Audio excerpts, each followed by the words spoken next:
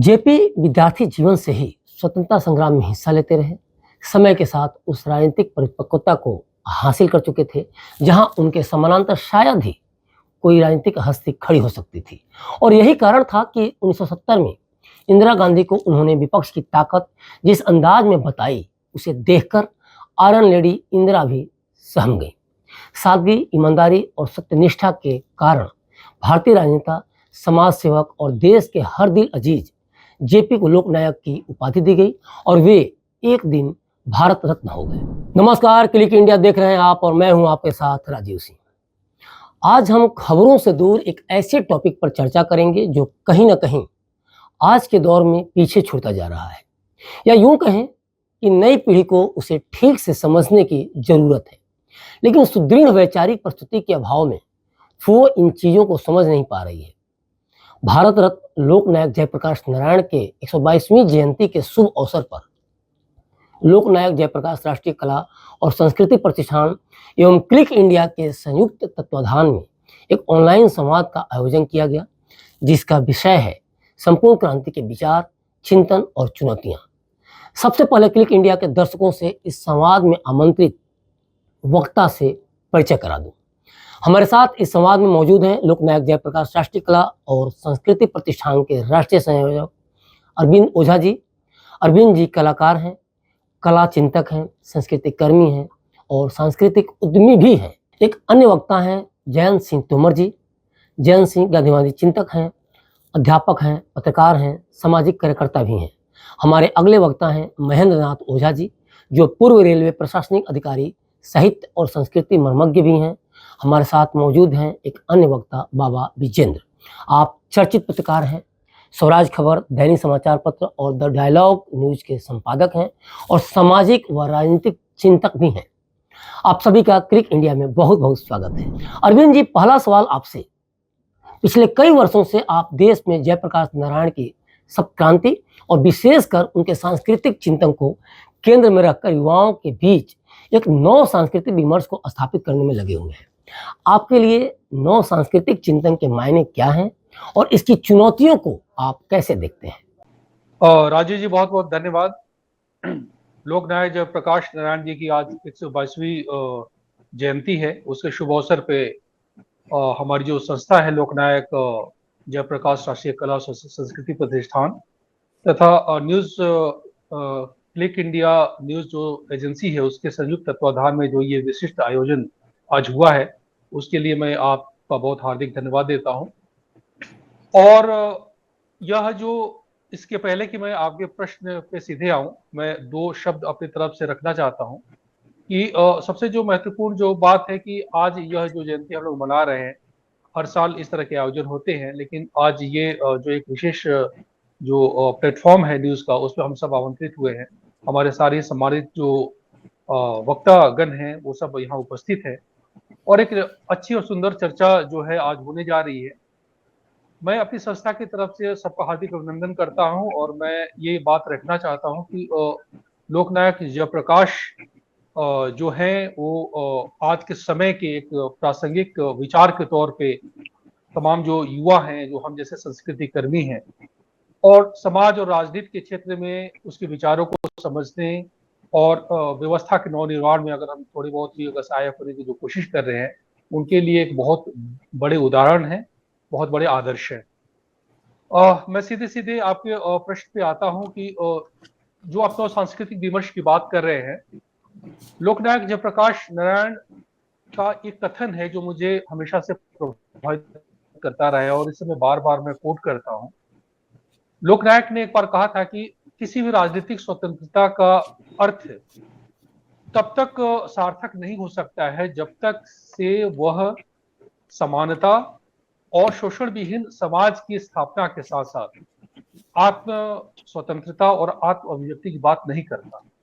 यह जो कथन है ये अनेक अर्थों में महत्वपूर्ण है और मुझे लगता है कि लोकनायक जयप्रकाश ने अपनी सप्त क्रांति के माध्यम से हमारे भारतीय समाज, हमारी जो सांस्कृतिक जो परिवेश है, उससे जो संभावित जो जितनी संभावनाएं प्रकट हो सकती है, चाहे वो आर्थिक क्षेत्र में हो, राजनीतिक राजनीतिक क्षेत्र में हो, वो तमाम चीजों को समाविष्ट करते हुए उन्होंने अपने इस कथन में बहुत महत्वपूर्ण बात कही कि हम आत्म स्वतंत्रता की बात पहले करें, हम आत्म अभिव्यक्ति की बात पहले करें। हम सीधे सीधे राजनीति और समाज पे जब जाते हैं बगैर यह तथ्य जाने हुए कि ये जो तमाम जो तत्व हैं सत्य क्रांति के, जिसमें राजनीति है, समाज है, अर्थ है, उसके पहले जो सांस्कृतिक चेतना है, जो सांस्कृतिक जो पक्ष है जीवन का, अगर उसका बोध हमारे जीवन में नहीं है, अगर हमें यही नहीं पता है कि हमें जाना कहाँ है, ऊपर के जितने तत्व जयप्रकाश जी ने अपने संपूर्ण क्रांति की अवधारणा में अभिव्यक्त की है, वो मूलतः साधन के तौर पे मैं उन्हें देखता हूँ। साध्य तो सांस्कृतिक तत्व ही है, सांस्कृतिक दृष्टियां ही है कि अगर जी हमें ये नहीं पता है कि अंततः हमें जाना कहाँ है, तब तक से हम किसी भी आर्थिक विकास, किसी भी सामाजिक प्रगति, किसी भी राजनीतिक विमर्श की बात हम अगर करते हैं तो कहीं ना कहीं वो अप्रासंगिक दिखता है। तो मैं जिस सांस्कृतिक नव विमर्श की बात करता हूँ वो दरअसल यही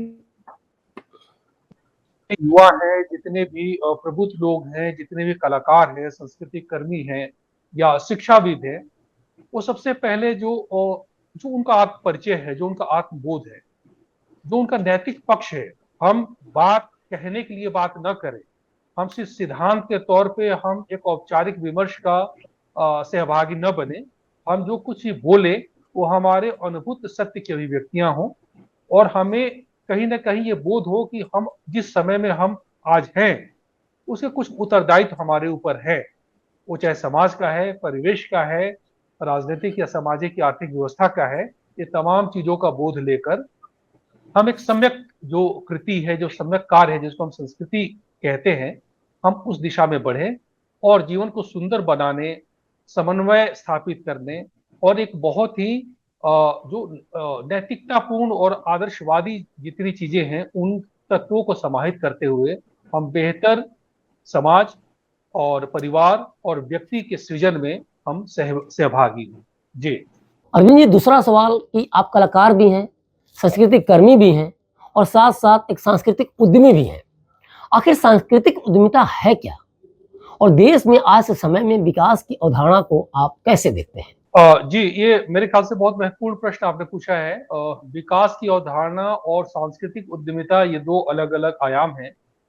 विकास की अवधारणा को राजीव जी, मैं बतौर कलाकार और एक संस्कृति कर्मी जब मैं देखने की कोशिश करता हूँ तो निश्चित रूप से विकास की अवधारणा सिर्फ आर्थिक रूप से जो विकास की जो संभावना है या जो अवधारणा अभी स्थापित है पूरे विश्व में या हम अपने आसपास जो देख रहे हैं, हम कभी भी साधन की बात नहीं करते। हमें ये होता है कि किसी तरीके से अगर हमारे पास अर्थ की उपलब्धता है तो किसी न किसी अर्थों में हमें ये माना जाता है कि हम ज्यादा विकसित हैं। हमारे पास अगर संसाधन है, मुझे लगता है कि ये जो दृष्टि बहुत ही सीमित दृष्टि है।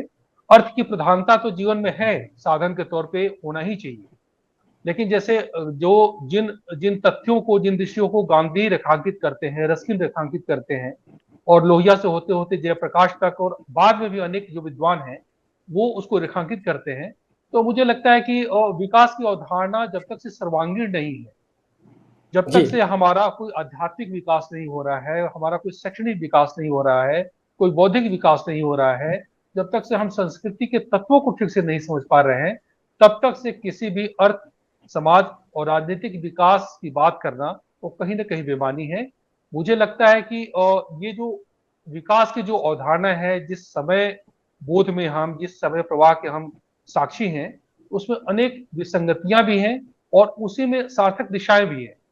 हम जैसे जैसे अपने बोध की के तल पे हम अपने जीवन का उत्थान करते हैं, बेहतर दृष्टियों को जन्म देते हैं, वैसे वैसे हमें ये समझ में आती है कि जिसको हम विकास कहते हैं, संवेदना शून्य होकर विकास करने के कुछ क्या मायने हैं। अगर हमने जीवन में सौंदर्य के मूल संकल्पना को, तत्व को अगर नहीं समझा, अगर हमने हृदय में प्रेम की बात नहीं समझी, अगर हमने समन्वय की दृष्टि नहीं समझी, अगर हमने भारतीय दर्शन की जो मूल संकल्पना है, ये तमाम चीजों को समाहित करते हुए जो भी अभिव्यक्त दृष्टियां हैं, अगर उनको हमने नहीं समझा और सिर्फ हम अपनी जरूरतों, अपने स्वार्थ केंद्रित, अपने आत्म उपलब्धि में ही अगर हम संलग्न हैं और हमारे परिवेश की कोई भी जो आग्रह है, कोई भी प्रभाव अगर हमें संवेदनशील नहीं बना रहे हैं, तो मुझे नहीं लगता कि तथाकथित जो विकास है उसके कोई मायने रह जाते हैं, क्योंकि उससे बहुत सारी विसंगतियां पैदा होती है। दूसरा जो आपका जो वो है जो प्रश्न है, एक विकास है और दूसरा आपने पूछा सांस्कृतिक उद्यमिता। जी। देखिए राजीव जी, मेरा हमेशा मानना है कि व्यक्ति जो है वो ऊर्जा का एक सतत प्रवाह है ना। और जो ऊर्जा का जो प्रथम जो अभिव्यक्ति है वो वस्तु के रूप में होती है। जी। वस्तु जो है विचार का रूप लेता है, विचार का ही एक प्रतिरूप व्यक्ति होता है, और विचार ही अंततः व्यवस्था का रूप लेती है। तो बिल्कुल। दरअसल क्या होता है कि अगर मैं सांस्कृतिक विमर्श में हूँ, सांस्कृतिक पक्ष को समझने की कोशिश कर रहा हूँ, तो कहीं ना कहीं जिन विचार तत्वों का मैंने वर्णन किया, जिस सत्य को मैंने देखने की कोशिश करी, जिन दृष्टियों से मैं अपने परिवेश को देख रहा हूँ, अपने संबंधियों को देख रहा हूँ, अपने मित्रों को देख रहा हूँ, अपने समाज और देश और वैश्विक परिवेश में जितनी भी घटनाएं हैं उनको अगर मैं देख रहा हूँ, तो कहीं ना कहीं इनकी अभिव्यक्तियां मूर्त और अमूर्त दोनों रूप में होनी चाहिए। सांस्कृतिक उद्यमिता और कुछ नहीं है। सांस्कृतिक उद्यमिता का अर्थ यही है कि सांस्कृतिक अर्थव्यवस्था का जो भी स्वरूप है हमारे समझ में, हमारी अवधारणा में, उससे जितने भी संलग्न लोग हैं जो रोजगार उत्पन्न करने की कोशिश कर रहे हैं, जो चाहते हैं कि हमारी जो न्यूनतम जो आवश्यकताएं हैं जीवन की, वो हम किस तरह से एक उद्यमी के रूप में, एक रोजगार के उपलब्धता के रूप में हम उसे वो वर्णन कर सके। सांस्कृतिक अर्थव्यवस्था एक बड़ी अवधारणा है। आपको पता होना चाहिए कि पूरे विश्व का जो जनसंख्या उसका 1% जो लोग हैं वो जी। सांस्कृतिक अर्थव्यवस्था के पार्ट है। वो चाहे प्रबुद्ध बिल्कुल। लोग हैं, लेखक हैं, कवि हैं, फिल्म मेकर हैं, कलाकार हैं, संस्कृति कर्मी हैं। ये तमाम लोग जो अपने अपने उद्यमिता से जो कुछ भी सृजित कर रहे हैं, और पूरे वर्ल्ड के जो जीडीपी है उसका में 4 से 5% का जो शेयर है वो कल्चरल इकोनॉमी को जाता है, सांस्कृतिक बिल्कुल। अर्थव्यवस्था से ये चीजें जाती हैं। हमारा जो देश है भारतवर्ष, वो विश्व के टॉप 10 जो देश हैं, जो जो कल्चरल जो प्रोडक्ट्स है उसको एक्सपोर्ट करने में जो सबसे आगे है। आ गया। सांस्कृतिक और अर्थव्यवस्था के दो रूप और हैं, एक जी, जी। मूर्त है, एक अमूर्त है। मूर्त में प्रोडक्ट्स है और अमूर्त में ज्ञान है। तो हमारी जो सांस्कृतिक अर्थव्यवस्था, भारतीय सांस्कृतिक अर्थव्यवस्था का जो मूल जो तत्व है वो ज्ञान तत्व है। हालांकि जी, हम अभी सक्षम नहीं हुए हैं कि हम उन सारी चीजों को हम यूटिलाइज कर पाए, लेकिन जी। आने वाले समय में अपने कलात्मक अभिव्यक्तियों से ज्ञान का जो रूपांतरण है अलग अलग रूपों में करके हम इस अर्थव्यवस्था को और बड़े स्वरूप में हम अभिव्यक्त करने की कोशिश करेंगे। तो मुझे लगता है सांस्कृतिक अर्थव्यवस्था को समझना आज के समय की जरूरत है, उन सारे लोगों के लिए जो ज्ञान के क्षेत्र में हैं, कला के क्षेत्र में हैं, संस्कृति और शिक्षा के क्षेत्र में हैं, क्योंकि ये सीधे सीधे हमारी न सिर्फ हमारे ज्ञान की अभिव्यक्ति से जुड़ा हुआ मामला है, बल्कि सीधे सीधे एक इसका एक मूर्त स्वरूप भी है जो कहीं ना कहीं हमारे अर्थव्यवस्था को मजबूत भी करती है। और बहुत सारी संस्थाएं हैं, मैं आपको बता दूं, सीसीआई करके एक संस्था है जिसको एक मेजरमेंट टूल के तौर पे यूनेस्को ने स्थापित किया है, जी। क्रिएटिव कल्चरल इंडस्ट्री करके उसका वो आता है। और ऐसे और भी संस्थाएं हैं, एक मलेशिया में संस्था है, सेमेंडा या ऐसा कुछ नाम है। अलग अलग संस्थाएं काम कर रही हैं कि आप कल्चरल इकोनॉमी में जो कुछ भी ग्रो कर रहे हैं हम उसको कैसे मेजर करें। हमारे देश में कितने कल्चरल क्लस्टर्स हैं, लोकल क्लस्टर है, रीजनल है, नेशनल क्लस्टर है, हम उनको कैसे एम्पावर करें, हम कैसे रोजगार उत्पन्न करने की कोशिश करें। कल्चरल इकोनॉमी के जो बड़े डायमेंशन है जिसमें रिलीजियस हमारे इवेंट्स है, हमारे जो फेस्टिवल्स है, हमारे जो आर्ट है, फाइन आर्ट्स है, अनेकों ऐसे परफॉर्मिंग आर्ट्स है, माध्यम है जिससे पूरी की पूरी सांस्कृतिक अर्थव्यवस्था जो है अपना जो है पोषण कर रही है। और कहीं ना कहीं बहुत व्यापक रूप से आने वाले समय में, अभी भी और आने वाले समय में, एक बहुत बड़ी दृष्टि के रूप में हमारे सामने आएगी। मेरा अगला सवाल है संपूर्ण क्रांति को लेकर जयंत सिंह तोमर जी से। सर, बतौर पत्रकार, सामाजिक कार्यकर्ता और गांधीवादी चिंतक, आप संपूर्ण क्रांति की प्रासंगिकता को आज के वैचारिक परिवेश में कैसे देखते हैं? जी राजीव जी, आपने बहुत महत्वपूर्ण सवाल उठाया है कि संपूर्ण क्रांति की जो प्रासंगिकता है आज के संदर्भ में उसे किस तरह से देखा जाए। और इस प्रश्न पर विचार करते समय हमें 1934 से लेके और आज 2024 के दायरे में बहुत सारे पड़ाव पे सोचना पड़ेगा। तो पहला पड़ाव तो यही है कि जिस तरह से 1990 के बाद भारत सहित पूरी दुनिया का परिदृश्य बदला है, उसने जिस तरफ चीजें जा रही थी सार्थक दिशा में, और खास तौर पे 1945 के बाद, मतलब द्वितीय विश्व युद्ध के बाद, जिस तरह से दुनिया के तमाम देश साम्राज्यवादी चंगुल से, उसके शोषण से मुक्त हुए, और वो सब अपने ढंग से, आप और हम जानते ही हैं कि किस तरह से दुनिया दो ध्रुवों में बटी, और उन दोनों ध्रुवों के बीच में से एकीकरण करते हुए किस तरह से दुनिया के तमाम देश जो हालिया आजाद हुए थे द्वितीय विश्व युद्ध के बाद, वो अपना कुछ ताना बाना बुन रहे थे। और तब तक ये हुआ कि एकल ध्रुवीय विश्व बन गया, और आज जिस व्यवस्था में है WTO के नियमों का पालन करते हुए, उसमें सारी चीजें बदल चुकी हैं। राष्ट्र राज्य की जो संप्रभुता की बात है वो बुरी तरह से प्रभावित हुई है, ये सब हम जानते हैं। लेकिन इसके बावजूद अगर हम संपूर्ण क्रांति की आज की प्रासंगिकता की बात करें, तो हमें ये देखना पड़ेगा कि जयप्रकाश नारायण, लोकनायक जयप्रकाश नारायण क्या कह रहे हैं। लोकनायक जयप्रकाश नारायण ने संपूर्ण क्रांति में, खास तौर पे अमृत कोश पर आधारित उनकी जो पुस्तक है जयप्रकाश, उसको अगर हम पढ़ें, उसके अंत में संपूर्ण क्रांति का पूरा है। और इसके अलावा उनकी पुस्तकें तो उपलब्ध हैं ही, और खास तौर पर दो पुस्तकें, अजीत भट्टाचार्य की किताब और कुमार प्रशांत की किताब शोध की मंजिलें, ये दो बहुत मददगार साबित हो सकती हैं उस दिशा में विचार करने के लिए। तो जेपी कह रहे हैं कि सरकारी नौकरी की इच्छा युवक कर रहे हैं, लेकिन सरकारी नौकरियों से देश का निर्माण नहीं होता है। ये बात बिल्कुल स्पष्ट होनी चाहिए, और जेपी के ध्यान में ये बात है।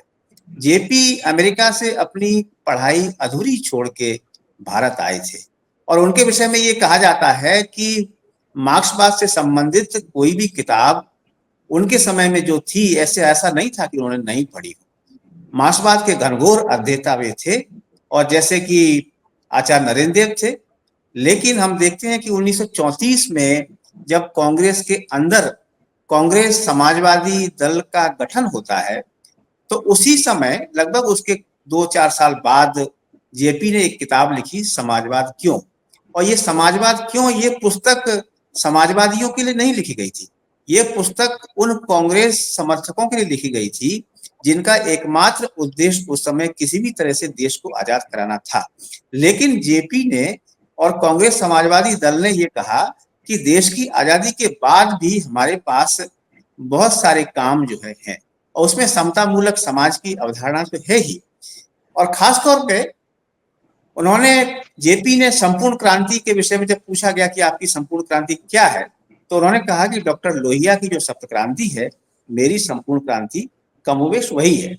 डॉक्टर लोहिया 7 तरह की गैरबराबरी जो पूरी दुनिया में है, उनको समाप्त करने की बात कर रहे हैं। और जेपी ये कह रहे हैं कि अगर 4 तरह के परिवर्तनों को हम देखते हैं, आर्थिक, सामाजिक, राजनीतिक और सांस्कृतिक, तो इनमें शैक्षिक और बौद्धिक और आध्यात्मिक, इन 3 को और जोड़ लिया जाए, तो मैं उस तरह के बदलाव की, उस तरह की संपूर्ण क्रांति की बात करता हूं, जिसमें बदलाव ऊपर से नहीं होगा बल्कि नीचे से होगा। लोग उसमें सर्वोपरि है, इसीलिए लोकशाही की बात वो कर रहे हैं। आज अगर हम उसकी प्रासंगिकता तो निरंतर बनी हुई है, और हम देख रहे हैं कि तमाम पड़ावों को पार करते हुए भी विषमता की खाई किस तरह से बढ़ती चली जा रही है। वो केवल आर्थिक विषमता की बात नहीं कर रहे हैं, हर मोर्चे पर मनुष्य और समाज में पीड़ा व्याप्त है। किसी भी तरीके से हमें कहीं कोई, हमने जो सपने बुने थे कि 1990 के बाद एक बेहतर दुनिया बनेगी, तो कैसी दुनिया बनी है 30 साल के बाद, ये हम सबको मालूम है। और इसीलिए जेपी बार बार मनुष्य को बदलने की और उसके साथ साथ समाज को बदलने की बात कर रहे हैं, जिसकी गुंजाइश लगातार बनी हुई है। दिनकर जी ने 1942 में जो कविता जेपी के लिए लिखी, जब हजारीबाग जेल को फांद कर वो निकलते हैं, तब दिनकर की कविता है जय प्रकाश जो नहीं मरण से डरता है। तो जेपी भी आज के नौजवानों से, अपने समय के नौजवानों से उम्मीद कर रहे हैं कि मरण का भय छोड़िए और समाज और देश के बदलाव के लिए आप सब संगठित होकर आगे आइए। महेंद्र सर, अगला सवाल आपसे कि चूंकि आप एक ब्यूरोक्रेट रहे हैं और सरकार के तंत्र प्रणाली को कहीं बेहतर समझते हैं, आप यह बताएं कि किसी भी सामाजिक या राजनीतिक विचारधारा और तंत्र प्रणाली के अपने विचारों के बीच क्या सचमुच कोई एकता कभी बन पाती है? देखिए, ऐसा है कि विचारधारा क्या है? विचारधारा लोहिया बोलते आंखें हैं, और संगठन क्या है? वो हमारे हाथ पैर है। संगठन के सहारे आप चलते हैं और विचारधारा एक प्रकाश पुंज है जिसके सहारे आप देखते हैं जी। और अपनी दृष्टि बनाते हैं, अपना रास्ता बनाते हैं। जो ब्यूरोक्रेसी है, ब्यूरोक्रेसी में एक वस्तुतः जो हम इम्प्लीमेंटिंग पार्ट का अदा करते हैं, जो विधायिका जो रूल बना देती है उसको हम इम्प्लीमेंट करते हैं जी। जहां तक विचारधारा की बात है, 21 साल में लोग यूपीएससी में आ जाते हैं, इंजीनियरिंग और तमाम सर्विसेज में और कम एज में आ जाते हैं। जी। आप समझते हैं कि 25 साल या 20 साल तक कोई विचारधारा नहीं बन पाती, हालांकि किसी विचारधारा की तरफ इंक्लिनेशन जरूर होता है। जी। आदमी विचारधारा की तरफ झुके रहता है, लेकिन उसमें वो विचारधारा बहुत मजबूत पुष्ट नहीं होती। इसलिए कोई नौकरशाह जिस पार्टी के नेता के साथ जुड़ते हैं, आप देखते हैं उसी विचारधारा का हो जाता है। दूसरी तरफ ये भी देखते हैं कि जो नौकरशाह या ब्यूरोक्रेट कभी पॉलिटिक्स में आता भी है तो बहुत इन्हीं गिने लोग हैं जो सफल हो पाए हैं, ज्यादातर ब्यूरोक्रेट फेल किए। इसीलिए जो आप समझते हैं कि जो विचारधारा का कैसे इम्प्लीमेंटेशन ब्यूरोक्रेट करते हैं, ये एक तरह से बेईमानी है। हाँ, और ये है कि अगर आप कोई विचारधारात्मक कोई पॉलिसी लाते हैं तो उसके इम्प्लीमेंटेशन पार्ट में रोल अदा करते हैं।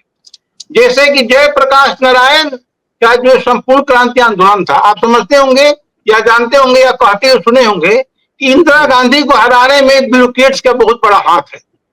अब ये सीधे नहीं कहा गया कि जयप्रकाश नारायण को उन्होंने लाभ कमाया, लाभ दिया या जोर दिया या उनके फेवर में नहीं कहा गया।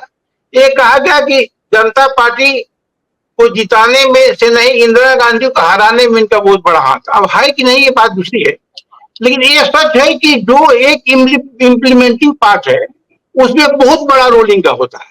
अब जैसे अभी हरियाणा का देखिए, हरियाणा में जो इलेक्शन हुआ वो सीधे इलेक्शन कमिश्नर पर सवाल उठते हैं और इलेक्शन कमिश्नर के माध्यम से ब्यूरोक्रेट